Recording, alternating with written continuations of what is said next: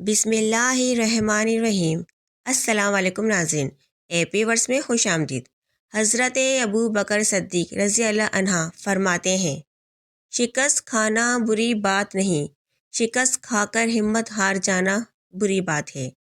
جس شخص کے دل پر نصیحت اثر نہ کرے وہ سمجھ لے کہ اس کا دل ایمان سے خالی ہے۔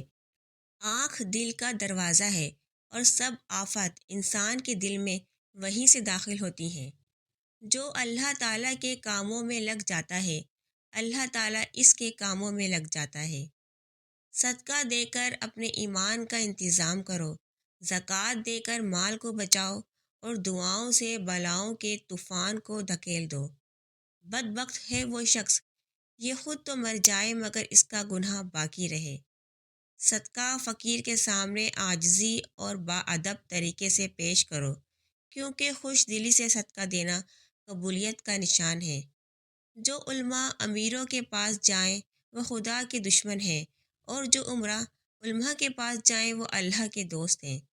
باپ ایک کتاب ہے جس پر تجربات تحریر ہوتے ہیں، اسے اپنے سے دور مت رکھو۔ لوگوں کی ہم نشینی سے تنہائی بہتر ہے، اور تنہائی سے نیک لوگوں کی صحبت بہتر ہے۔ انسان خود عظیم نہیں ہوتا، اس کا کردار عظیم ہوتا ہے۔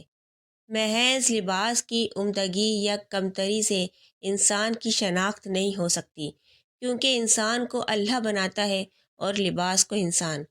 3 آدمی 3 موقعوں پر ہی پہچانے جا سکتے ہیں: بہادر لڑائی میں، دانا غصے میں، اور دوست بوقت ضرورت۔